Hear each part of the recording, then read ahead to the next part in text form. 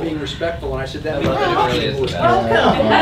Long time no see. Hi, good to see you. How are you doing? Hi. Honored.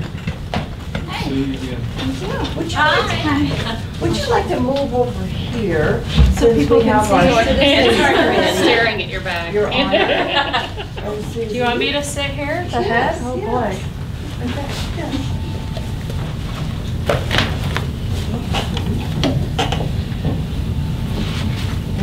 You want to introduce yourselves? Yeah, go ahead and do it. Sure. I'm Jolie O'Rourke, Superior Court Judge.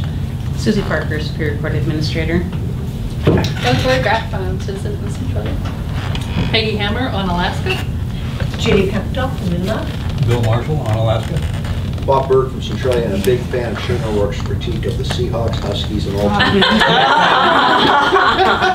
I will not tell him that. So we're here today to talk about Superior Court, their general fund department, for judges, and their revenue budget is $21,340, and expenditures is a little over 1.4 million with 8.65 FTEs. There is a request this year of $2,192, and that is a request to increase the court commissioner's salary and tie that to the judge's salary at 85% of a Superior Court judge. Is that correct? Mm-hmm.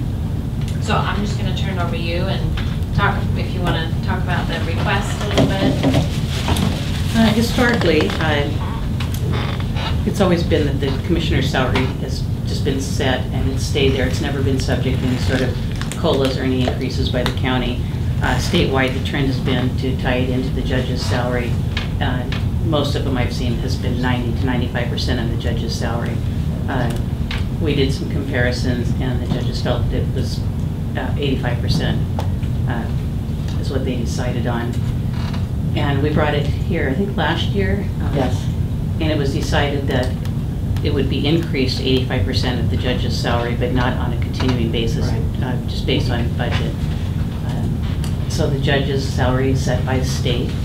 The state picks up half of the Superior Court judge's salary, and the county is liable for, they pay the other half. So there was 2 increases to the Superior Court judge's salary, and we are asking that the commissioner's salary be increased to keep it at that 85%.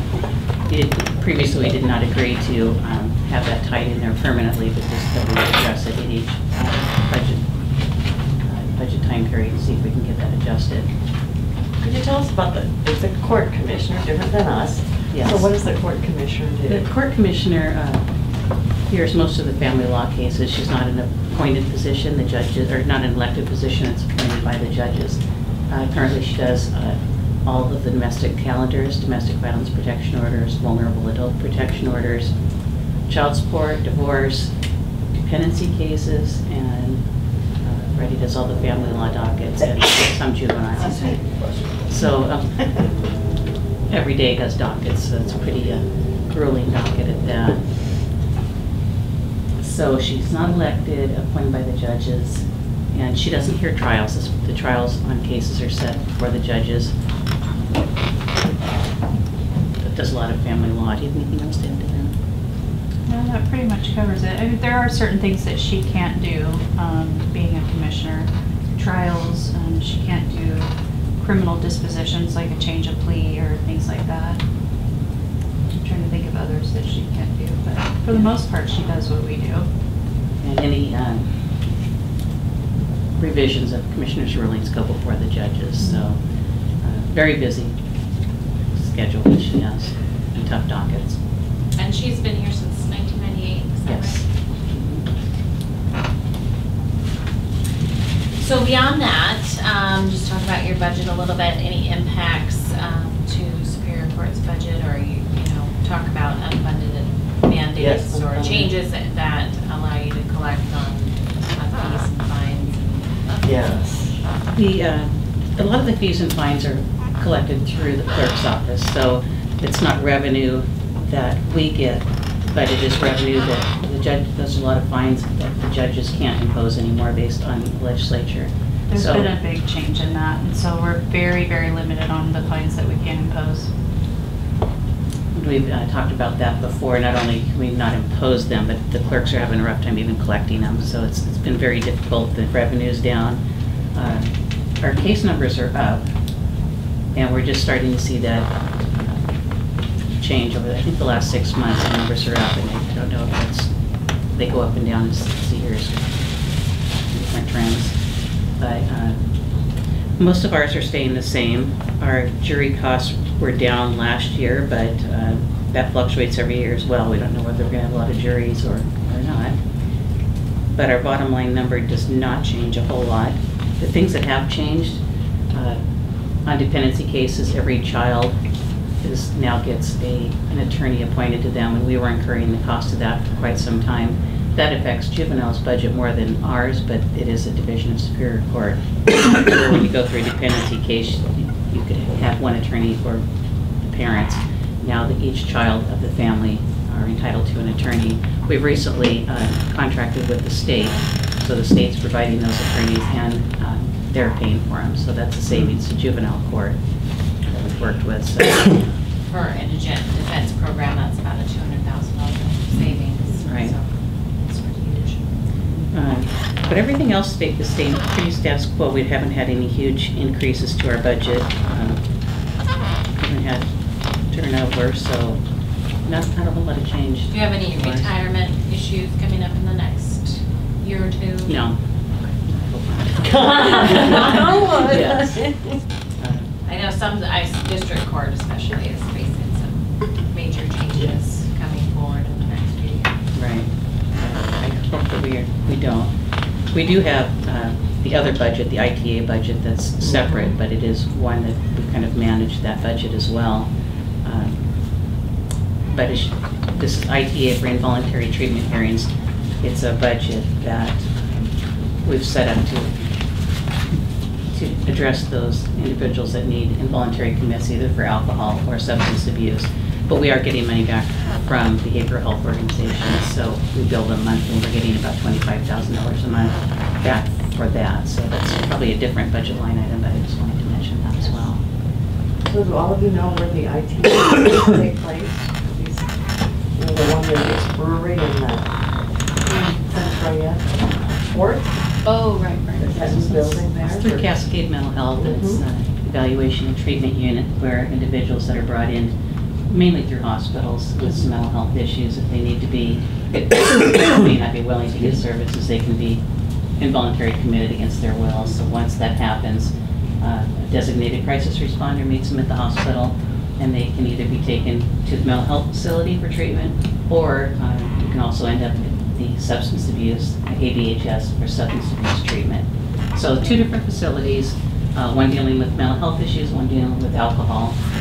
But we are getting they're getting the services, and we're getting some money back because we are providing judges to hear those cases and defense attorneys to represent them, and the clerks. Is this the one where the prosecutor was talking about trying to cover both facilities? It is, yes. Because there's time standards on both of them when you have to have the hearings, and unfortunately these are 2 different locations, and just because of the timing we ended up having to have them on the same days. And you were saying yesterday that a lot of these people are not even from Lewis County. Right. Coming in from other areas. The ABHS, a lot of them are statewide. They're one of the only facilities in the state of Washington. They opened up taking people in for the substance abuse. So they're coming in from all over the state, and the other places, the other agencies are having to get them here either by ambulance or other means. So they're incurring the cost of getting individuals here. But if they don't stay, they get their treatment, or they're released early, they do have an obligation to get them back to the county of origin. So I did have the concern early on that they would be releasing them here, and it would be kind of a drain on our local. I've since talked to law enforcement, and they're not seeing an increase of individuals roaming around locally with these issues from other areas that are here. So American Behavioral Health is a private company, right? ABHS. CBH is, I don't know how their organization is set up, but imagine Yeah, I it think is. they are a They're private a private vendor. company, yeah, they're a for-profit Mhm. company. The old St. Helens Hotel. Yeah, yeah. Mhm. So- Hotel, hospital. Hospital. I was like, what? The camera's very good though, almost like a, so they BHS gets paid by the state, but then the county is providing services and getting paid. They have a contract that they are providing the services, but once they get the contract and say they're up and running, and they're granted that contract to be able to take individuals in, once they're doing that, the courts are obligated to provide services to the individuals. If they take them in, we have to do these hearings. And the court, your court is determining whether the people are obligated to stay and receive the treatment, right? Correct. So I guess what I'm kind of in my mind seeing is the circle of the money and the authority.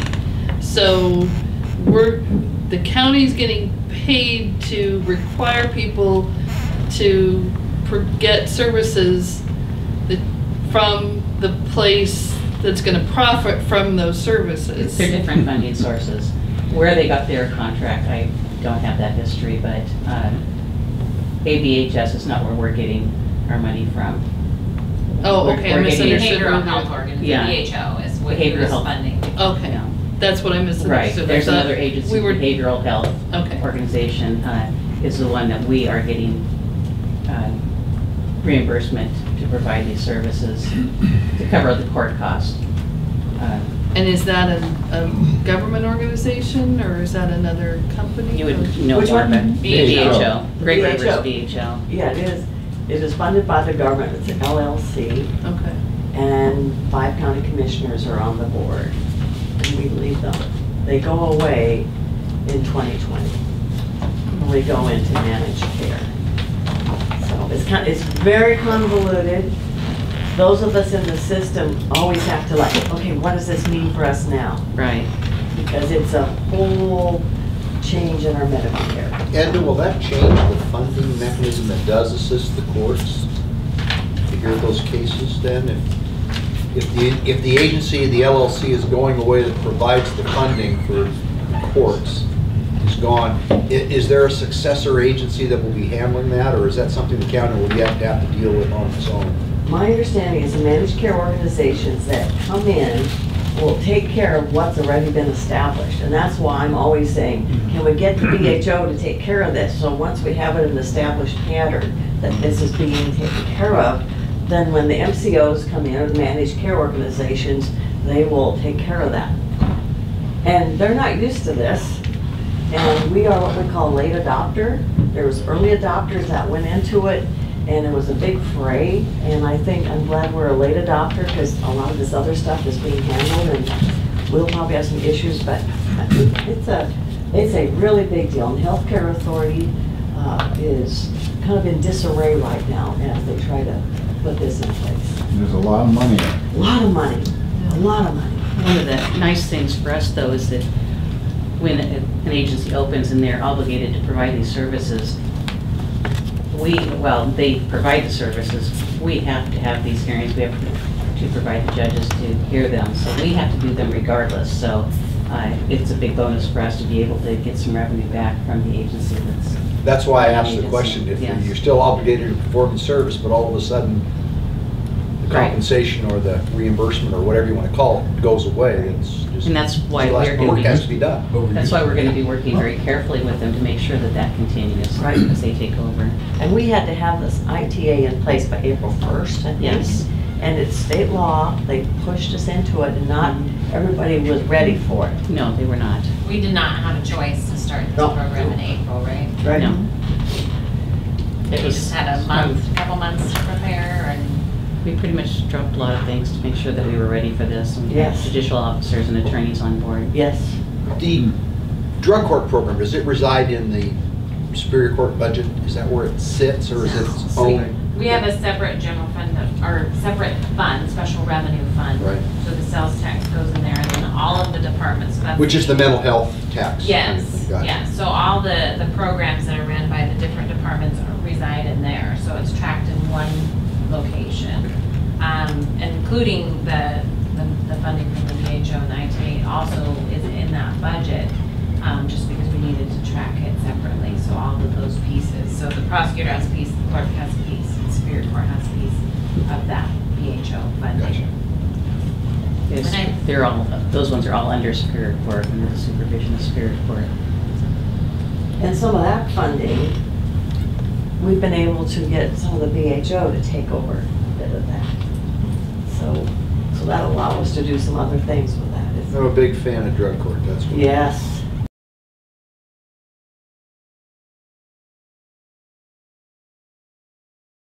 Have been since years. Yes. Yeah, we had that budget meeting yesterday about, well, program meeting really, and about all of the departments and them working together. And I think it's going really well. I think it's a huge, Judge O'Rourke has the dependency, the Family Family Recovery Recovery Court. She That's does going really weekly. well. Yes. That's, Thank you for the notice on that yesterday too, seriously. But I was following a soap opera.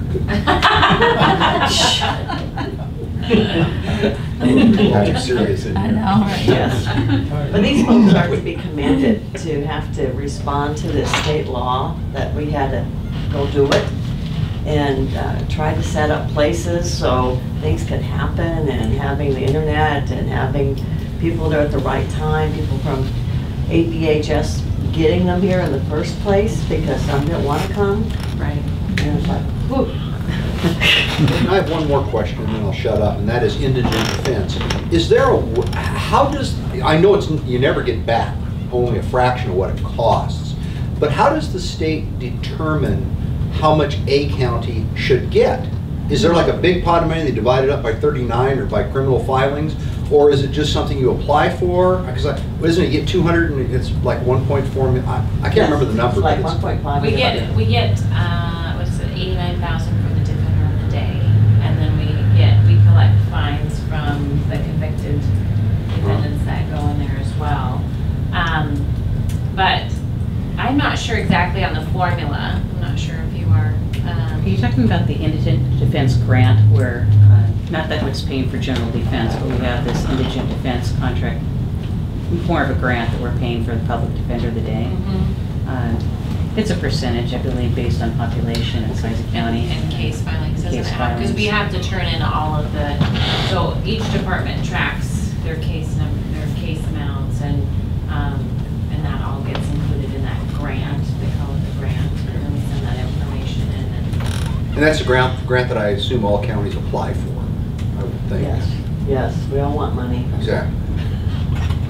So that doesn't really help offset the cost of indigent defense. It's a little bit separate. Public defender of the day is an attorney that is here every day for first appearances for both district and superior court. So they're representing the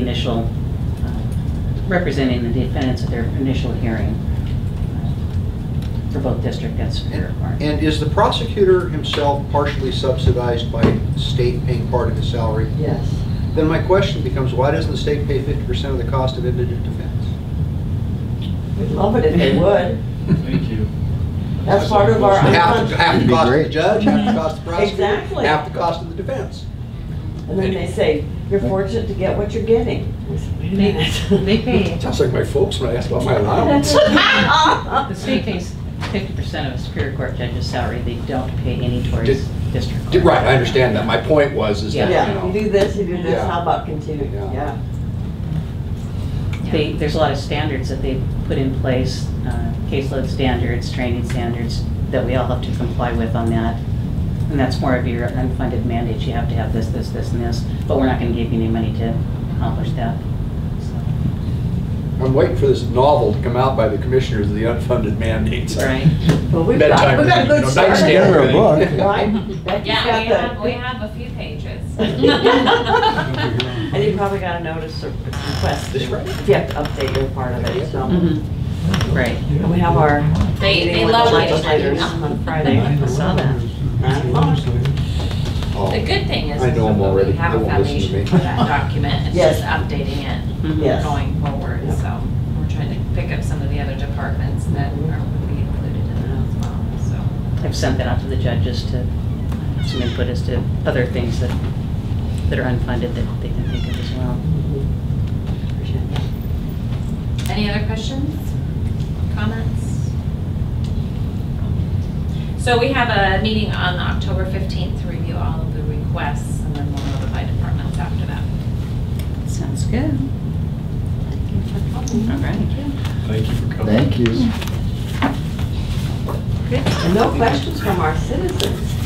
Hold on. I I guess several. you're- So glad You got the whole Take some pizza. allotment. Yeah. I get a lot of bills from that place. Thank you for being here. Thank Nice to see you. again. Thank you. Thank you. Thank you very much. I missed you when I came in. Hi. Thank you. Good to see you again.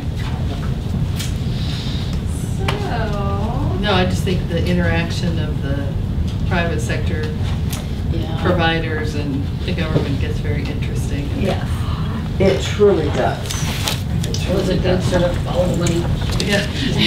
Well, and I think there were times where she was saying the American Behavioral Health when she meant the other one. So that's what confused me a little bit. But there's But big Cascade money. is a private organization as well as ABHS, so. But yeah, I They're think private there's big money in contractors. those things. Yes. Yes. A lot of money. Was there nothing about the law library board?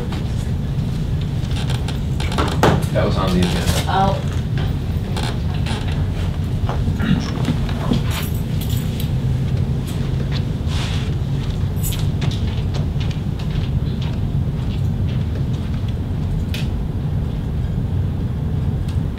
Okay.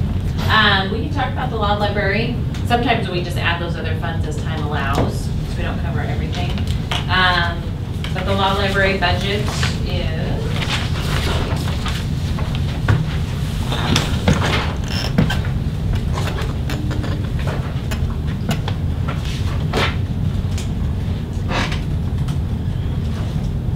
So revenue is $43,810. They receive a transfer and operating transfer in from the general fund amount of about $15,000. They collect fees from filing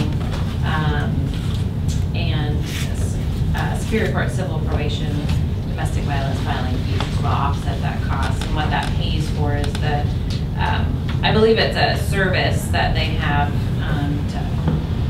is it Online? It's an online service that's open to the public for law library. So it's like a subscription service? Yeah. Okay. And so that cost has gone down quite a bit because they are doing the online service now instead of using books, is my understanding. And they also pay so the total budget is $40,606. And they pay some ER&R costs, some IT rates, just like other departments, some facility costs because they have some space over there. I've not been there myself, but. Do you have any specific questions or? No, it was on there, so I was kind of curious what was going on with it, the budget and all that stuff, to see what was So no major changes for 2019 as far as budget goes.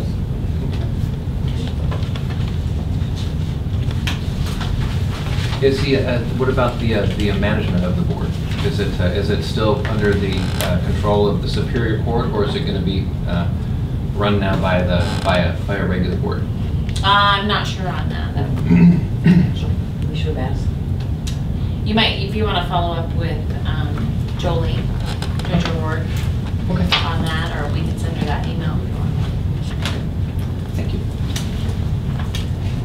So we have 4 minutes until our next. Did you want to put that on the to-do list? I just read it. Jolie, All right, well. on the administration of the law library. Thank you very much.